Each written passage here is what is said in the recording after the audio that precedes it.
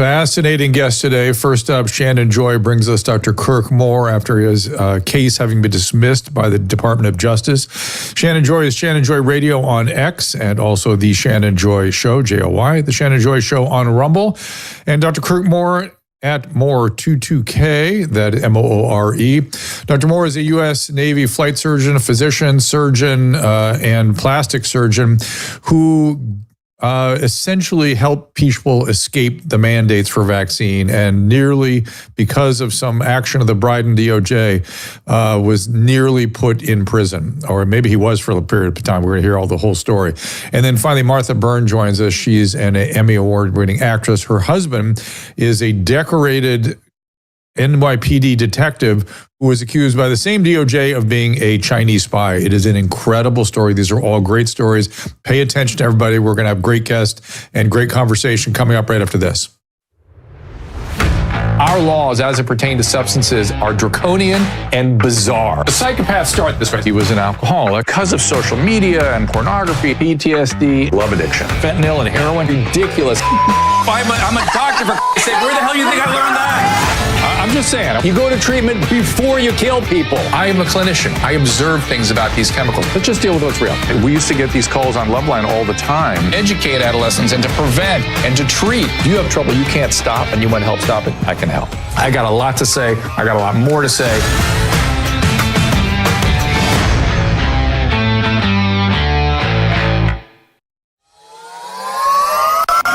I'm excited to bring you a new product, a new supplement, Fatty. I take it. I make Susan take it. My whole family takes it.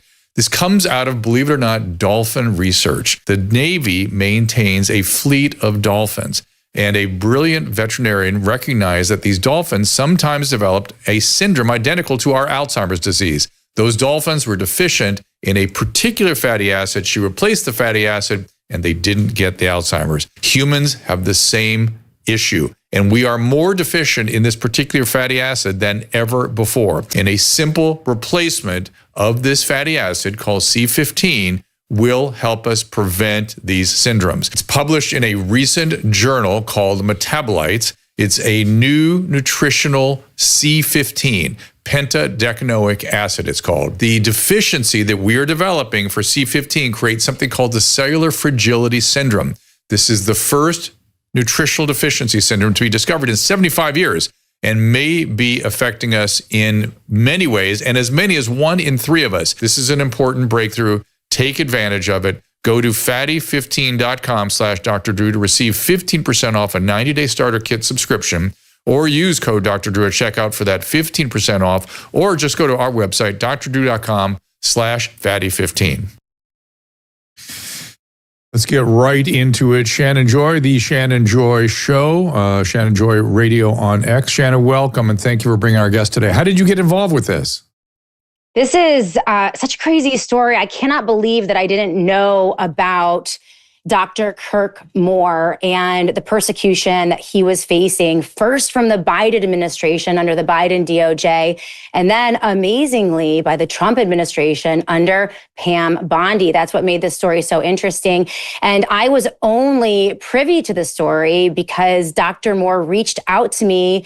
It was late at night, probably 9:10. I'm on Twitter and we're discussing some of the medical freedom issues of the day. And he said, "Hey, why aren't you talking about my story?" And that was 4 weeks ago. It was extraordinary. And as someone who is so plugged into the medical freedom community, and it's such an important part of my show every day, we're live every day, I could not believe I didn't know this story. But it was part of that larger, issue that I have right now of, forgetting what happened in 2020 and 2021 and forgetting some of the people, the doctors, the nurses who were persecuted and are still being persecuted because of their stand. But his story was unbelievable. That led me to decide to, cancel my show 2 days last week. I had a live show on Thursday and Friday fly to Salt Lake City, Nevada, and stand with Dr. Moore and the local organizations standing behind him, the team from Died Suddenly, who are breathing life into his story and pushing it into the fore. And when people realized how just his actions were and how he was actually following a higher moral law, the Hippocratic Oath, the Nuremberg codes, and even the higher natural law in his refusal to subject his patients to the experimental COVID vaccines, without informed consent, it made his actions completely understandable. And I just wanted to stand with him and just bring as much attention and oxygen to this story as humanly possible, because it just wasn't penetrating even the medical freedom community and MAHA. So we had an amazing victory, a miraculous victory on Saturday as we kind of pushed, this into the fore. And I was just very, very blessed to be a part of this, because we saw the truth and true justice prevail last weekend. Who at the DOJ, who did you get through at the Department of Justice that really thawed this thing? I think that it was first and foremost, the producers from Died Suddenly wrote a really great piece that was factual based and really laid out exactly what happened in terms of this case. And when we were able to push that out and people were able to source the story, we were tagging people like Marjorie Taylor Greene, and then she spoke up and tweeted about it. And then we had a late night tweet from Tom Massey where he spoke up. Then we had, I think, what was a real deal maker. It was the Senator Mike Lee from Utah, his home state. He spoke out publicly. And, that was, I think, enough to push it into the forefront so that Pam Bondi could take a look at it. We also had this situation with Bondi being under intense scrutiny for her statements, the memo that she put out, kind of closing the book on Epstein. And we thought, you know what, now's a great time to really just see if we can get this in front of her. And it was a collective effort. I think that helped you. I think you're right. I think that did help. You know what? Sometimes it's interesting. It's political, but listen, take it in order to achieve justice. And I think that we did. Well, this whole thing is political. Look, it's all political to begin with. Well, let's bring in Dr. Moore, Dr. Kirk Moore. You can follow him on X, Moore22K. Dr. Moore, I want to hear from your point of view. Congratulations, first of all, and what a relief it must be to have been break free of much of this. I know there's a lot of legal expense yet to be parsed out, but congratulations. Well, Drew, thanks for having me on. The legal expenses right now are kind of way secondary to just the fact that I'm not under indictment anymore and I've been released and I'm a free man. It reminds me of what you did. Are you familiar with Aaron Cariotti? I know Shannon knows Aaron from the Brownstone Institute, but he stood up. He was the head of bioethics at University of California, Irvine, a decorated psychiatric professor, and had been chanting to the bioethics committee at UC Irvine that, listen, when it comes time to walk the walk, you've got to walk the walk. And it's never clear. It can be difficult. It can be challenging. And he got up and he said, listen, I've been telling you for years, it's going to be hard. And I'm here to tell you, you do not have the bioethical standing for a mandate. And with that, he was marginalized and then fired. I feel like, and you tell me if this is true, that your main motivation was to get people out from under mandate. Yeah, look, it started with kids. Summer, late spring, early summer of, 21 comes around and, they start talking about like college kids needing a, vaccine to go to school, even high school kids needing a vaccine to go back to class. Middle school kids were in that kind of, struggle range because there were some that could be vaccinated and others that couldn't. And so then they were going to have, mask mandates for those that couldn't get vaccinated and, those that were vaccinated might be able to go back. And so it was just, parents were calling me all just in a panic. And I did the best that I could. I'm against vaccines. I have been for a long time. And Shannon, you and I talked about this a number of times. It's just kind of like, there's no way that we are going to get a vaccine, if it's even a vaccine, in 9 months when we've been trying to get something for AIDS over 40 years and we're trying to get a vaccine for cancer for 100 years. And we're going to get something, for the common cold virus that's probably been around longer than humanity has, to work in 9 months with a novel technology that killed all the animals in all of the 5 studies that I knew about. And just, all kinds of things just didn't make any sense to me. And it's really surprising to me that not a lot of other docs could kind of read the tea leaves and kind of read through and see the common sense side of this. Well, I agree with you wholeheartedly. And as someone who was trying to get to the truth during all the craziness, and you saw a little piece that rolled in here from 2022 where we were addressing mask mandates. And it's so crazy when you look back at it now. But one of the interesting things to me is I noticed that our surgical colleagues were much more likely to be doing things. They were much more likely to quietly be trying different things therapeutically and be, maybe doing the kind of things you were doing. The so-called intellectual, what do we call them? The cognitive disciplines fell right in line. I mean, just fell right in line.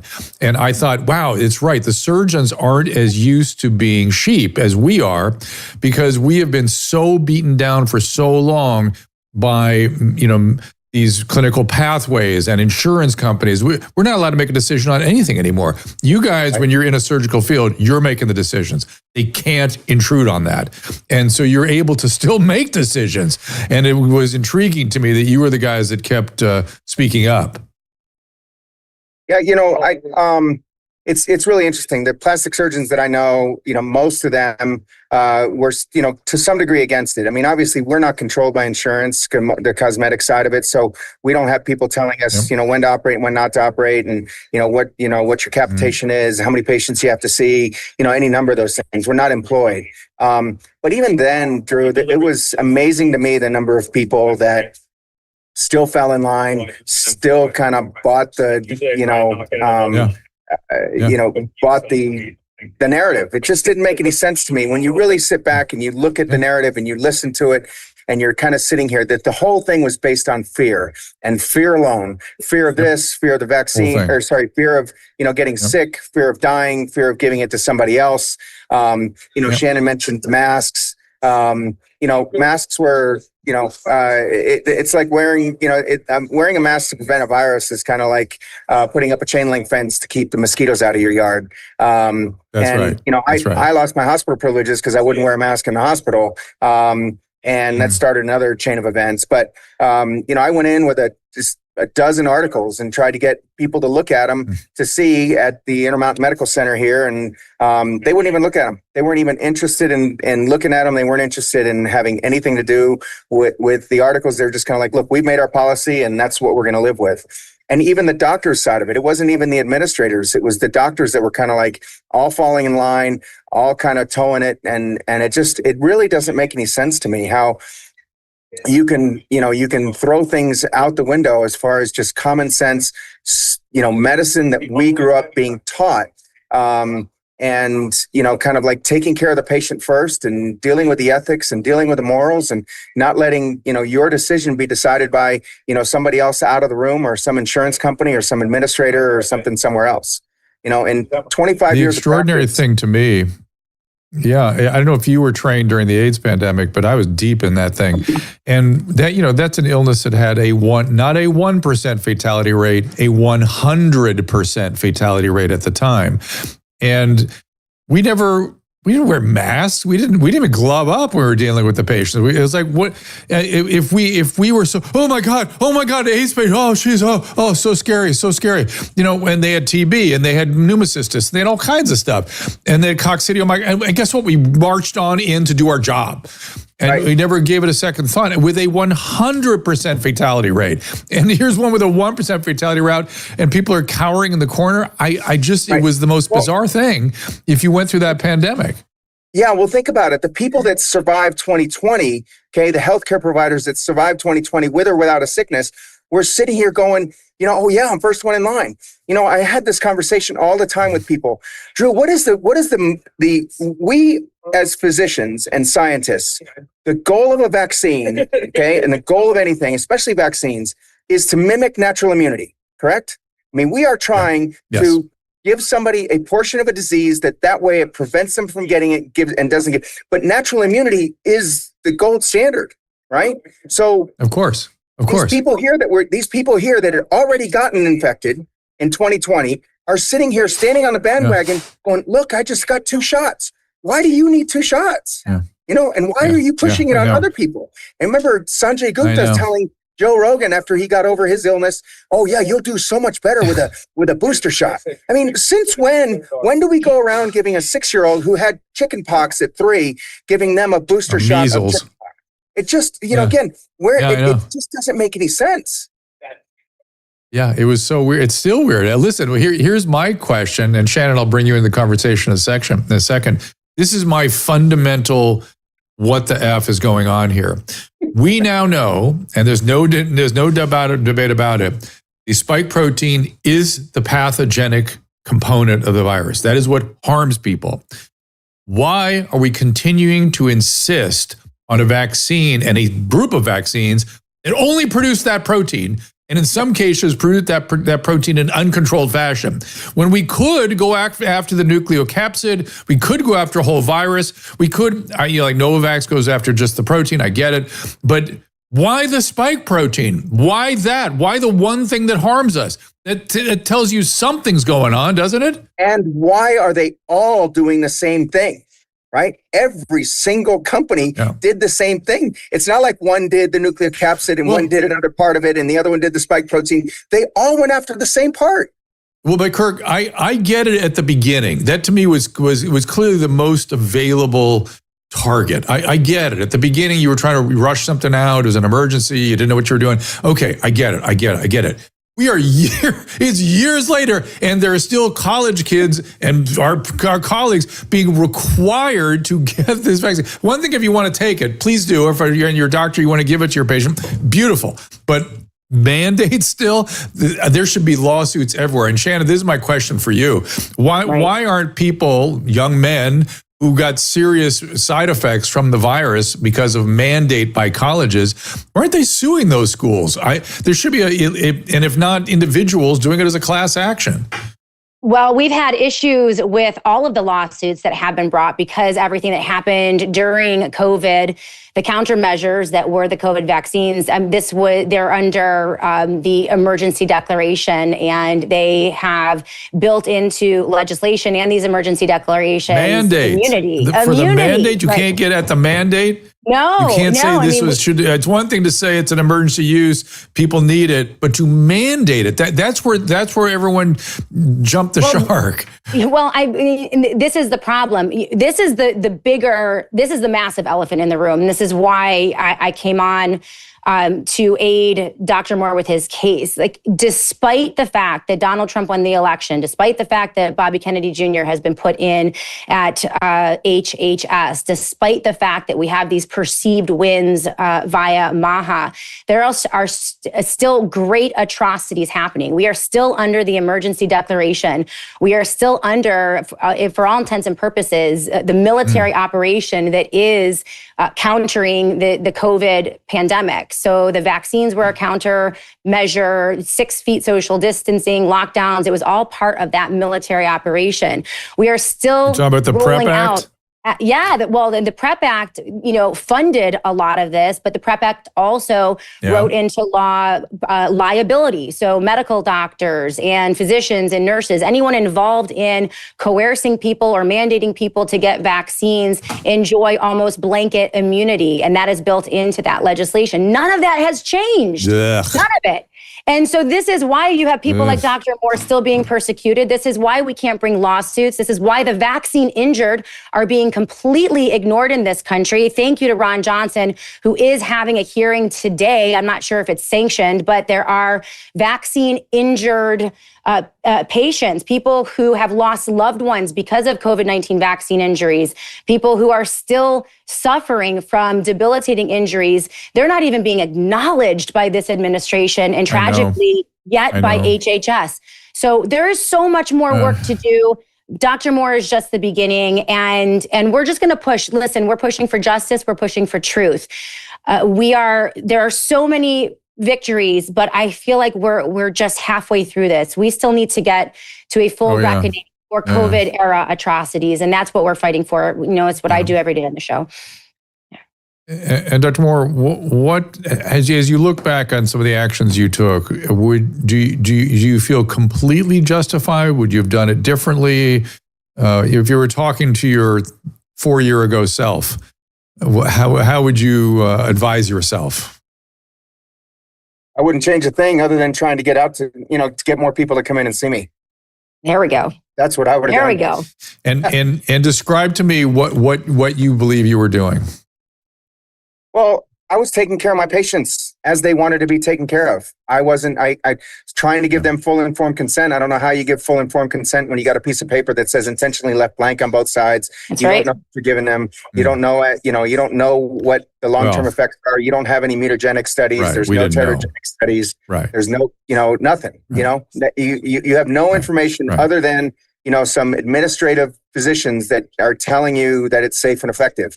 They've been telling people that vaccines are safe and effective since the 1780s with the first smallpox vaccine. And it's the same phrase and it's the same game plan over and over and over again. This time it just happened to be a worldwide game plan that had just snookered everybody. Right.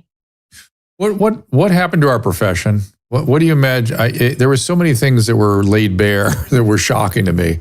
What's your take on what happened to us? I mean, we're sort of from the same vintage training wise, and again, it's just shocking to me. I can't believe what's happened to us. Well, I think employed physicians is a big thing. Okay, when 90% of our profession is employed and they depend on their paycheck, and they're being told by the administrative and told by other people what it is that they need to do. I think there's counter incentives when the pediatricians are paid by the percentage of their patients that are vaccinated, and then they don't think about it.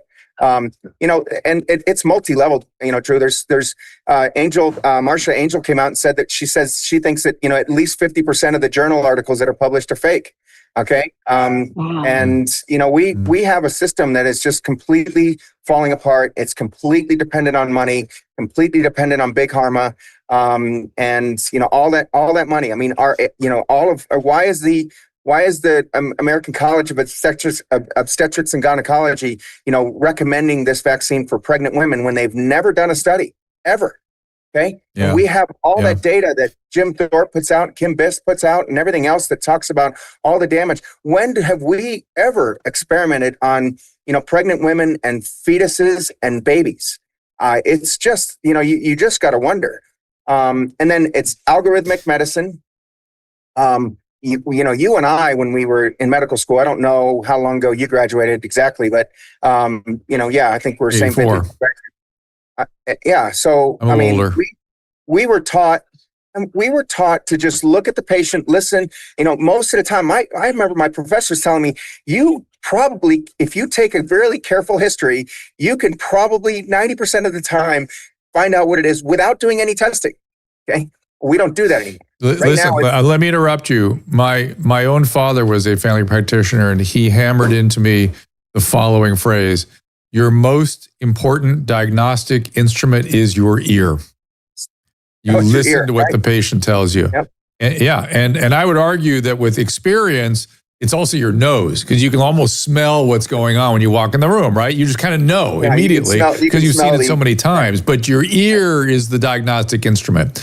Yeah, I completely agree with that. And the other thing you were talking about with the employment thing, professionalism is gone, or at least it's being expunged from what we do. And people do not understand what that is. They don't get it. They don't understand.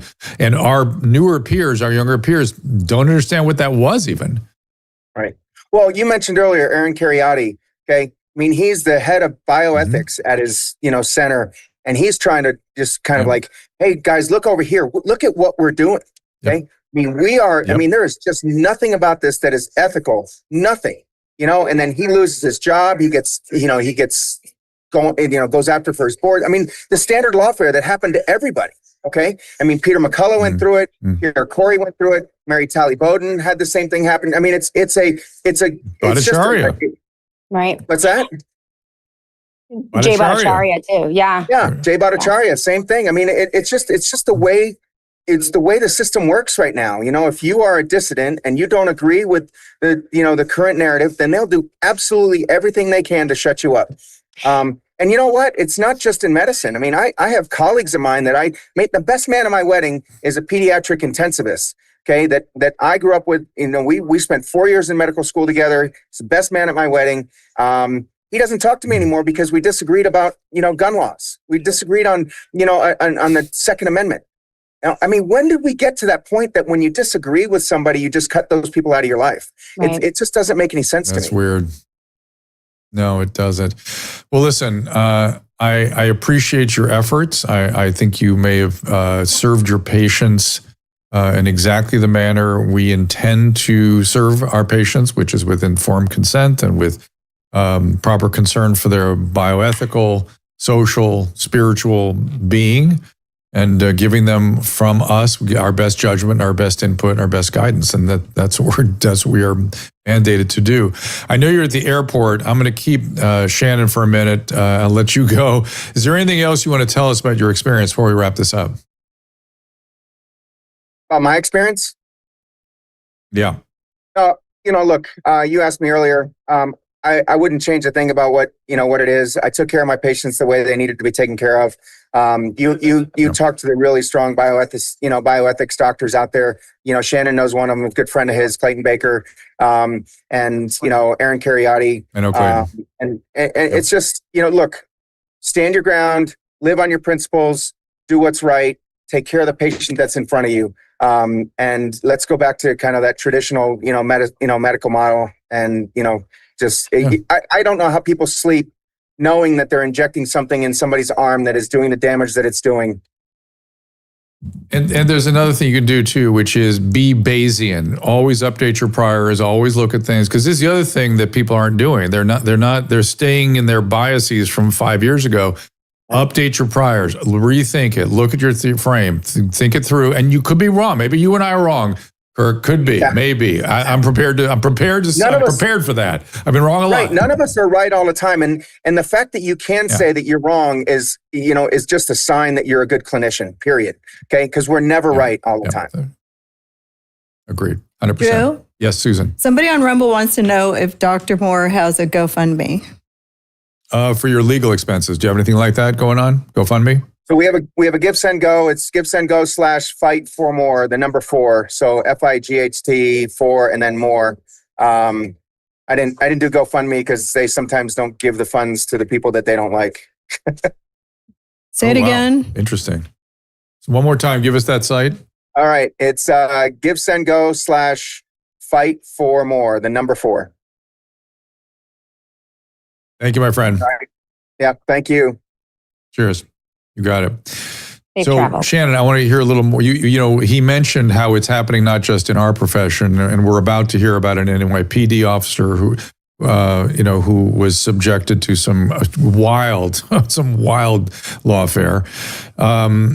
What should people be doing? I mean, here you fought back effectively in very short order, right? You had some really good outcome here, appealing to the right people in the right way. Any advice for somebody who may feel helpless out there and is sort of feeling inappropriately under the gun from the government? I think that as we are living through extraordinary times, an expansion of the government and the corporate state, I don't think that we've really solved a lot of the issues, the fundamental issues that we saw during the lockdowns of COVID. People have to be vigilant. One of my very dear friends, Catherine Austin Fitz, has talked about what she thinks is one of the most valuable commodities moving forward in the next decade. And she said it's relationships of trust and your local community.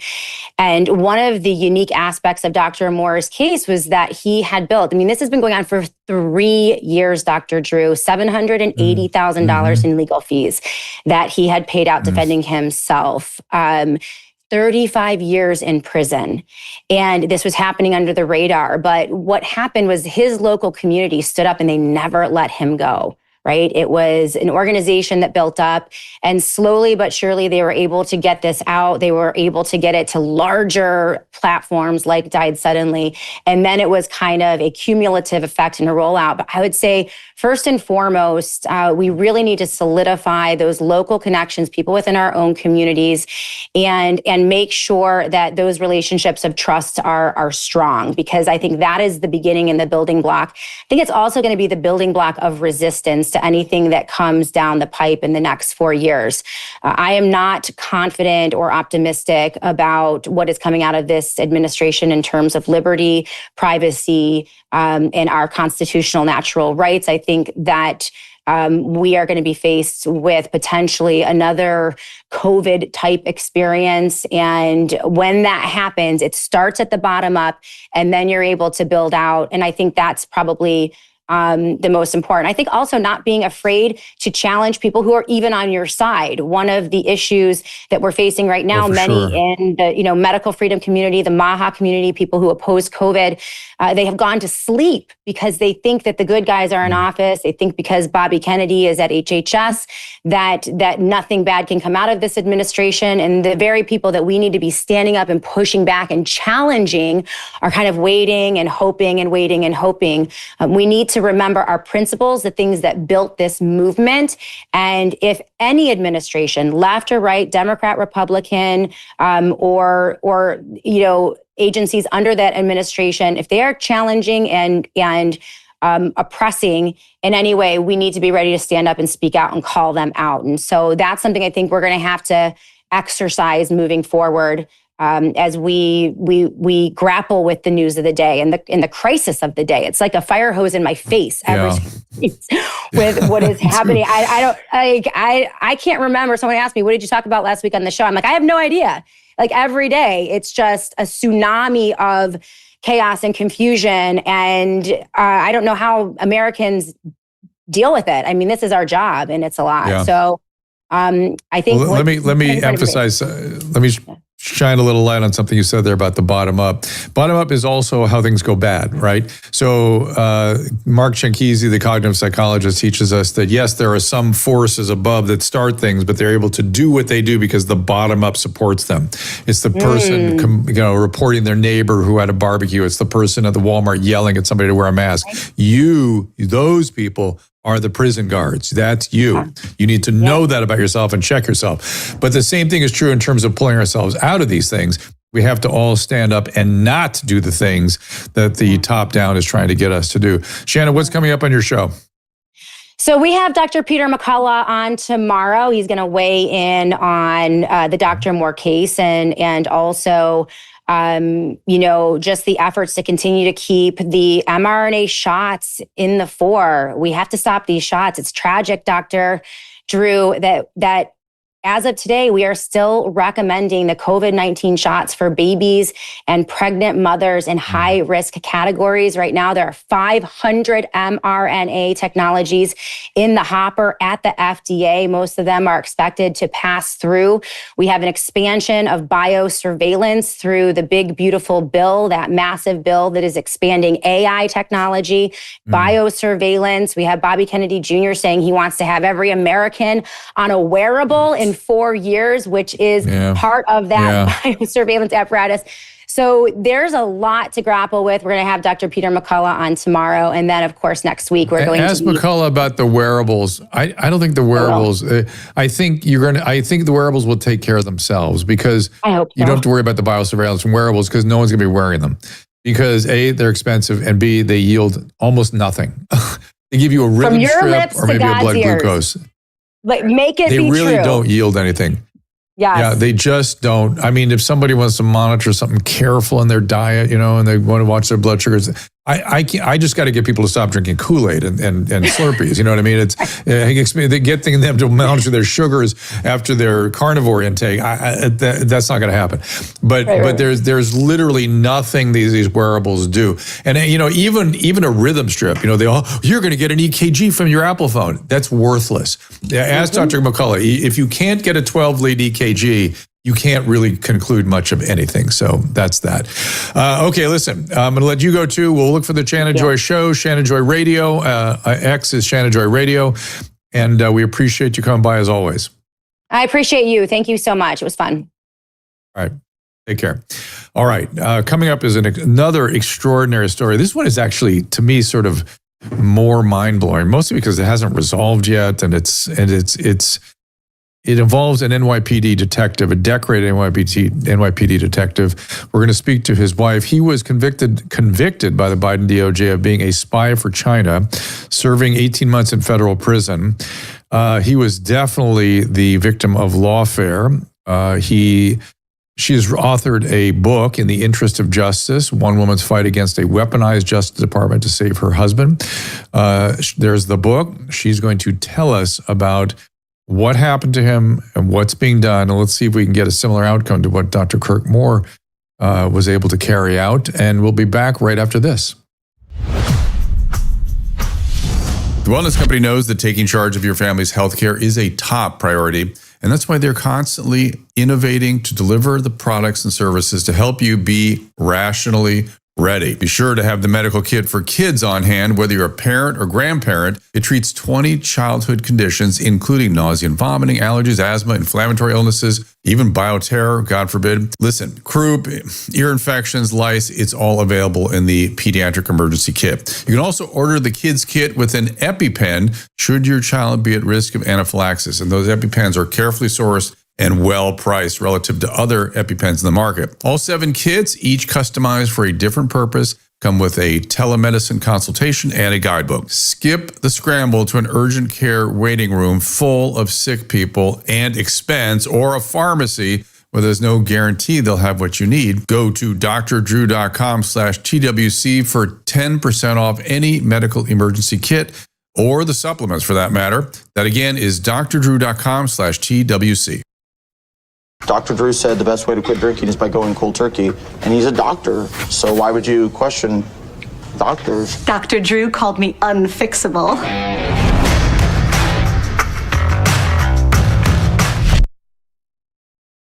All right, as far as TWC, again, this is their field kit, and we got it all in here. It's to be prepared, everybody, and you know how to use these things. We have guidance, we have telehealth, and there's just no reason people shouldn't have handy these things that they need for their family to protect themselves, particularly when things go sideways. You have no access to medical care, as we were just discussing. Don't forget what just happened. Also, you know, I'm always talking about Fatty 15 and the extreme importance of that product. We should all be taking it, but you should also take in these other products I've designed. I take them every day. Family takes them every day. And our Boost, nicotinamide riboside, you understand, as you age, our cells lose their ability to fight oxidation. You know how metal oxidizes? Well, the same kind of process goes on in a cell. And NAD fights back. You heard Joe Rogan getting NAD effusions. Well, those things cost thousands of dollars. All you have to do is take nicotinamide riboside every day and you get the same thing. And by raising NAD, you fight back on that oxidative process, which is one of the main processes of aging. With Fatty 15, I talk about the oxidation of cell membranes. With NR, I'm talking about the oxidative metabolism. Also, I put some PQQ in there because muscle metabolism is a key component of aging well. Sarcopenia is the enemy. And then in my Cinesync product, we have resveratrol, which supports natural killer function, which we're worried are down because of COVID and the vaccine. And then Fisetin, which cleans out our senescent cells. So I don't understand why people are not running to these products. These are the most significant ways we can sustain wellness and improve aging. Whether it affects longevity or not, it has not been proven, but I have a hunch. Everybody says to me, well, you look younger than your age. I have been on nicotinamide riboside for like 12, 14 years. And I always imagine that's it. That is why I developed these products. Now, the other thing is our friends, of course, at Paleo Valley. You've got to eat right. And their meat sticks are not to be outdone. Of course, they're made from 100% grass-fed and finished beef, organic spices, naturally fermented. They're both keto and paleo friendly. They contain 0 grams of sugar, 0 artificial preservatives, zero anything bad for you. Gluten, soy, corn. Now listen, I always go out with a supply of all the paleo products. I make sure to have them stocked up at all times in the house. And if we don't, there's a little chaos here. Just kidding. Of course, I love the beef and the grass-fed venison, chicken and pork. I like the chicken as well. Paleo Valley's meat sticks are real, clean foods, not processed, chemically preserved, jerky. All the stuff I have available at the airport and whatnot, they are so inferior to this. Paleo, go to doctor.com/Paleo Valley for 15% off your first order. And you can subscribe at doctor.com/Paleo Valley to save 20% when you subscribe. Okay. Did I say prescribe? I have a tendency to do that. All right. Next up, it's Martha Byrne, Emmy Award-winning actress from As the World Turns and General Hospital. She is the wife of the retired NYPD detective I was describing to you, who has himself earned 78 medals. He was subjected to lawfare because, as I understand it, and Martha you can explain this in more detail, he apparently was drawn in as a private investigator by some Chinese nationals who were here not as citizens, but as legal like green card holders, something of that sort. And he was working for them as a private investigator. That's simple. That made him a spy. There's the book, In the Interest of Justice. Martha Byrne, welcome to the program. Thank you so much for having me. I really appreciate it. Right. It's really it's our privilege. So tell us the story. What actually happened to him? I saw his interview with Dr. Phil and other places. I thought it was just astonishing. It really is. And I think to go back to your opening there is that he was hired by a New York-based company, a translation company in Queens, which had a legitimate website. Everything was normal. He signed a retainer agreement. He got a bank check from their company.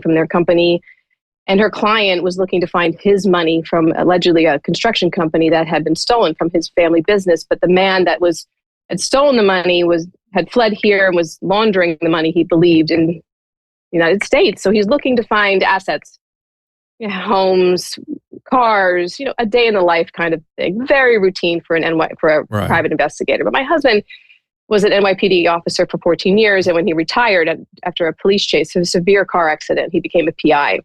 And worked on high-profile cases. I mean, he wasn't like following the cheating wives, those kind of things. He worked for the Vatican. He worked for presidential candidates. And so when this case came up, it was very routine. I mean, it was literally a couple of days of work.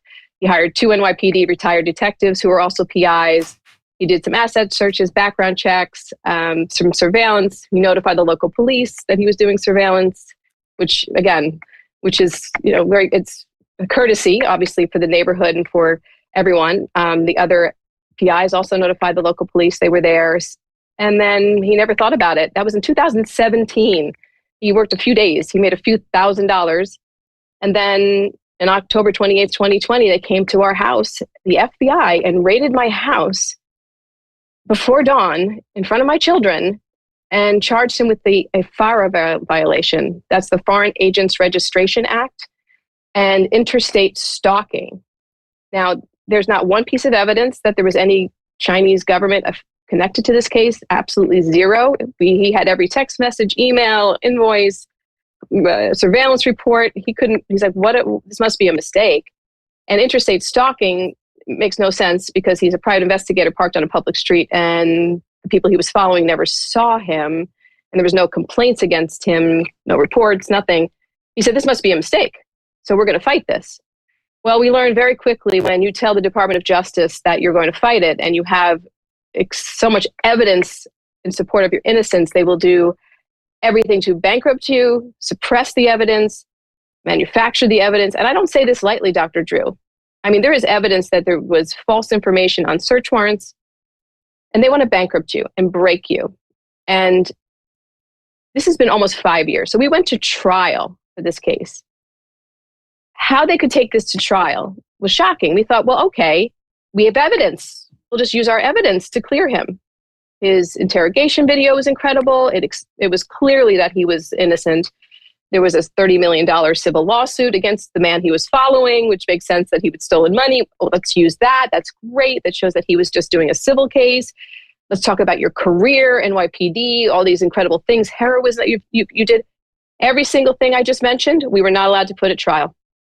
And they were not allowed to tell the jury any of that.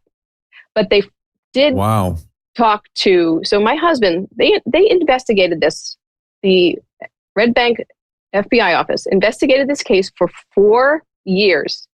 In their 4 years, they never spoke to my husband. They never spoke to the other NYPD detectives. And they never spoke to 2 other federal agents that my husband had spoken to, but casually about this case in 2016. But they did speak to the Chinese agents. And they did speak to the target quite a bit, who was actually a Wuhan official who was here in the country illegally, and his family members who had committed crimes in the United States. Illegally. So here we go, illegally. And there was evidence, proof in a case out of California that they had committed immigration fraud, and it was ignored. And we were not allowed to ask them about that either, or any of their crimes on the stand. And then they perjured themselves and made up stories to put my husband in prison. Now, everything I'm telling you right now sounds outrageous, but I've lived through it for 5 years. He was given 18 months in federal prison, 18 months. And the judge said, well, not because you did anything wrong, basically. I'm paraphrasing, of course, because the evidence was so overwhelming that he was innocent. But the jury believed the made up story and found him guilty. But the judge saw the evidence. She knows. I believe, right? I believe she knows. So she's like, I'm not going to give you, because you did anything, you may have gotten stuck into this case, but because you have no remorse for the victims in this case. That's why I'm giving you such a harsh sentence. Who were the victims? So the victim, he was a high-ranking Wuhan official who fled here to the United States, having been accused of embezzlement and bribes. He was, as I said, he was proven to have committed immigration fraud, wire fraud, in the United States. And we most recently found out he had donated to Hillary Clinton in 2016 under his own name.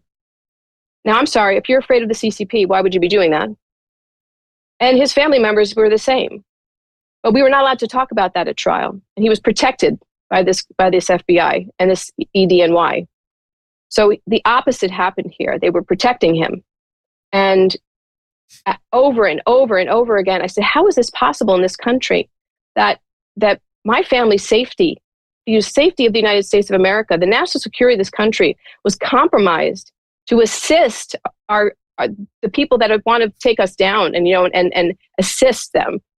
And there were even thank you notes between one of the FBI agents and the alleged victim about helping him with his immigration and the law. So there's a lot of other things about this case that are very, very there's something, it's all very odd. Something's not right, right? So there's something missing. What were the lies that he told on the stand, the Wuhan guy?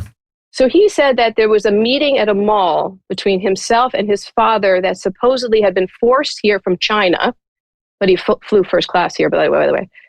That there was a meeting at a mall in New Jersey that my husband witnessed, followed them. It never happened. How do we know that?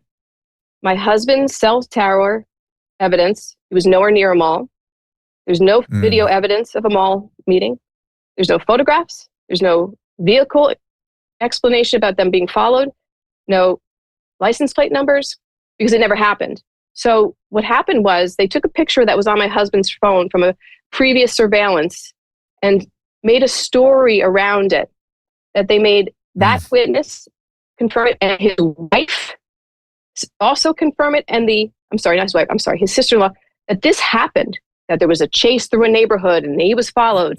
It never happened, okay? We had evidence that it never happened, hard evidence that it never happened. We had an expert go on the stand saying Michael McMahon was in his hometown of New Jersey, up north, miles and miles away. On one of the days, the man said he was followed by this mysterious vehicle they tried to portray that was my husband. So this whole calculated plan to perjure themselves on the stand, to put an innocent man, hero, in prison, who's never done anything wrong in his life, Dr. Drew. I mean, when I tell you they had to go back to his high school, they went back to his high school transcript to see if he'd ever done anything wrong, his NYPD career. Now, Dr. Drew, he worked in the Bronx, okay? His interactions with people, thousands and thousands. He was in a shooting in Times Square during his career where he saved hundreds of lives. He took thousands of guns off the street, probably, right? They couldn't find one thing. They found one complaint against him in the NYPD. that they used at court saying he's a bad man. And the complaint was from a gang member's mother who came into the precinct and was upset that my husband called her son, who was recruiting children at a school, my husband called him stupid. That was the complaint that they used to say that he was what a bad person he is. To listen to that every single day, it was like a knife in my heart. Every single day, I wanted to scream that the jury's nodding. Oh, he's nodding. This horrible person. Oh my God. It's shocking how they can get away with it and just make it up. They and then, as time has gone on and I've spoken out and I've exposed them and I've shown the proof, they would just double down more. And then I would get pressured. I got a letter about something I tweeted and, the pressure, but that was under the Biden DOJ. Okay. The fear of people to speak up and tell the truth because they were so afraid. They were literally afraid to come and, let's say, testify, for instance. One of our witnesses was terrified to come and said he was going to plead the fifth because he was pressured. That fear has now been lifted because of the new administration. When Donald Trump put his hand on that Bible, our world changed. And they went after him.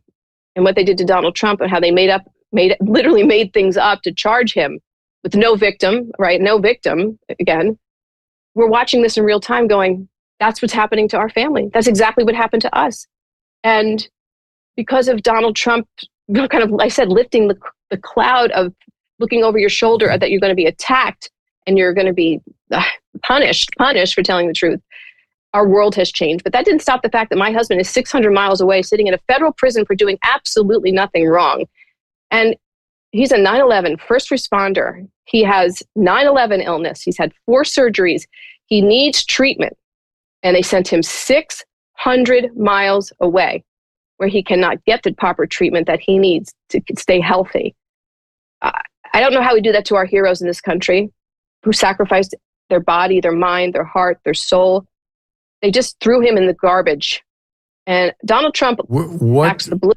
What do you imagine this was? What are they trying to protect the Wuhan official? Are they trying to protect themselves because this guy was involved with somebody in the White House? It's hard to imagine what this was. Why all this at your husband? And I think you're going to have to come up with that explanation when you sort of try to make sense of all this so people can understand why they targeted him. I think it was the week before the election he was arrested. And China is a huge issue, not just with the Trump administration. Trump wanted more on China. And my husband was arrested on October 28th, 2020, a week before the biggest election in our country. And China was a huge issue. What happened? The Hunter Biden's laptop. China was infiltrating. Now we've learned so much more what was going on with China during the 2020 election. There was ballots being printed in with fake licenses. Like there was a lot around the election that was happening regarding China. And I think my husband was he checked a lot of boxes. He was NYPD, but he wasn't like NYPD, meaning the entire NYPD. He was a private investigator. And he was the only American that has ever been arrested in any of these Fox Hunt operations about China. And I'm telling you right now, because I know for a fact that he never should have been arrested based on the protocols regarding these Fox Hunt operations through the FBI. And when I say the FBI, I'm talking about the FBI who were doing the right thing.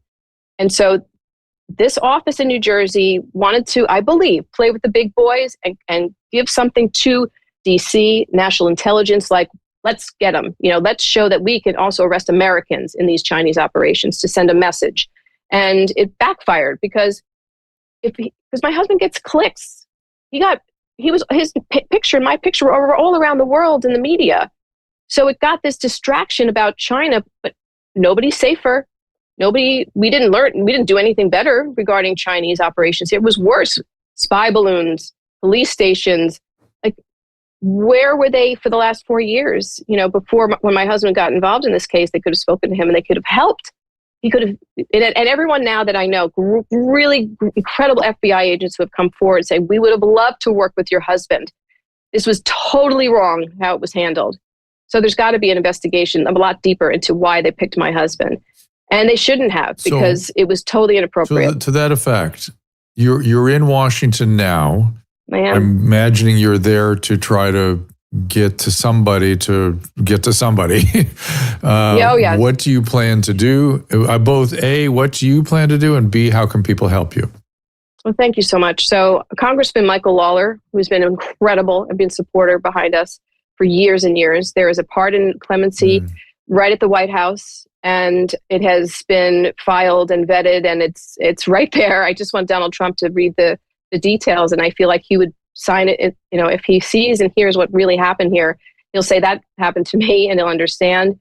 I've been running around DC meeting with several congressmen who have been supportive of Michael, also Congressman Pete Sessions and other members of the Trump administration who have just been phenomenally supportive. We have the backing, we have the support. People know he's innocent, but as you know, in this town, there's a lot of boxes that have to be checked and a lot of steps that have to be taken to get him home. But we have the support. It's not going on deaf ears. And I want people to hear that to understand that if you keep talking and you keep going out there and you keep showing the facts, people will start paying attention, and it's happening. And I'll never stop until he's exonerated and freed. And I will tell you, the meetings I've had down here in the last 24 hours, that people are determined to make that happen. But if you go to the pipe, I know you've got your eye on the target, which is get your husband home, and I fully endorse that. But I also want to know what was going on here. I want to know what is wrong with our government. A lot of people down here want to know the same. A lot of people want to know here. Yeah. Oh, yes. This is a lot of. Yeah. But I think we have a chance now. I think with this new administration, I think with the judiciary committees and the oversight committees, and the oversight committee did a report on the CCP in October of 2024. James Comer saying my husband shouldn't have been arrested, and it was weaponization. And so that was a huge win for us. That 45 members of Congress agreed. So we're getting there. But it's a lot of work, and we need your support. That's why having conversations with you changes that people listen and educate themselves and understand what really happened. And that's why I wrote the book. If people want to understand how this can happen to innocent people, how do they win 99% of their cases? How do they win 99% of the cases? Those odds are ridiculous, right? How do they indict 99% of the people that they try to indict? Read my book. You'll see how they do it. And it's scary, and it needs to change. And if people want to help, you talked about the Pipe Hitter Foundation, which is Eddie Gallagher's foundation. I don't know if you're aware of Eddie Gallagher, the Navy SEAL captain who was falsely accused of murder, has this wonderful foundation called the Pipe Hitter Foundation.org. And they've been with us from the beginning and never stopped supporting us. And Mike has his own page there, and there's updates on the case and lots of pictures about what's going on here and who I've met with. And we have a tremendous amount of support from the fan base who have been amazing. I mean, being on television for 45 years does have its benefits and support system built in. People who love you because they know you, and they know my husband. They saw us get married, have our children. They know my husband's a hero. So I have to thank them as well, because without them, I don't know who'd be listening. And that's a sad state, but we're going to help a lot more people when Mike gets home, and we're going to help unravel this case. Right. I mean, it is sad that others can't appeal to the same population that you can, but by the same token, if you see this thing all the way through, you may protect God knows how many people from similar ends. That's right. That's my plan. That's my plan. I think God put you in a position. I would say God leads you to it to get you through it. That's how I feel like God wouldn't put us in this position if he didn't give us the strength and belief that we could get through this and help other people. And I have to take it as an honor to be able to fight for other people, for the voice of the voiceless. And my husband feels the same way. He's like, I feel like I'm deployed. I feel like I'm fighting for the rights of so many people. Why else would you spend millions? Why would you spend millions of dollars? Why would you people take the plea? No, he did nothing wrong. But you're going to lose millions of dollars, your reputation. They're going to try to beat you, break up your family. You get followed. People call you a spy. They think you're a traitor. They want to, harm your family. Like, to take on that kind of attack, you have to really stand in the truth. And if the truth is what wins in the end, it is worth it, because it might not happen to the next guy. And we'll be standing right next to them to help them fight that battle, because we've been given the gift of the opportunity to fight and win, because we will win in the end. We will. And maybe it'd be easier for the next person who won't feel so alone. And maybe that's our next purpose in our life, to to use what we've been given, the platform we've been given, the support we've been giving to share it with the next person who will feel attacked and alone. But listen, if we can stop one person, I've spoken to FBI agents who looked at this case and go, why the hell did they go forward? Why did they speak to your husband? I said, I don't know. I don't know. He would have helped. He would have been thrilled to be a part of it. But you know something? They didn't ask him because they didn't want his help, and they didn't want him to participate because it would have foiled maybe something else. And he could not have been a part. He would not have been. He should not. They didn't want him a part of that because he doesn't do anything. He would never do anything wrong. It's so crazy that we are living through that time when standing up and speaking up seemed to be very important. Yes. Very important mandates that we just have to do it. And if you're, like you said, if you've been given the audience and you've given the outlet and you have the need, the truth must be spoken at all times, because we have been through some really wild, continue to go through some wild times where truth begs no issue. And it is time to bring back the truth, or at least an approximation of it as best we can get there. I'm going to send people to your X, which is Martha Byrne, Byrne 10. And I'm looking at a Amazon. I don't understand what this is. Amazon/DP/BOFBJY2DD7R. What is that? I think that's the link. Is that some weird typo? You know what? It must be the link to your book. I think so. That's the link to the book. Yeah, it's the link to the book. Yeah. So they don't have to type that in. They can just go to drdrew.com and the link is on the page. Thank you. Okay. Yeah, people are responding to the book, and and they're getting it. They're reading it and they're getting it. They're understanding how this happened. And I'm trying to I wanted to write a book where anybody could pick it up and get the case and understand the Justice Department and the weaponization in one book, and also families struggle but yet triumph, and through faith and family and love and strength and support. That's how you get through these difficult times. You know, my son became a police officer through this. I mean, believe it or not, my son's a cop now. My other kids are doing wonderfully, and they're so proud of their father for fighting back. So we survived, but we got to get them home. I mean, well, it's you know, we don't like that these are the realities that we've been handed, and yet how you respond to them says everything, right? You don't want, you don't want to be in this position. But you've been put here, however you choose to believe that happened, God, whatever, higher power, and responding to it and resiliently making meaning and changing and making a difference. I mean, it's a gift. It's just unpleasant. It's just super unpleasant. It is. But I think when I've been in the entertainment industry since I was 10 years old, and my mom always told me, if you've given this gift to be in television and you have an opportunity to help other people because of what you've been given, this gift.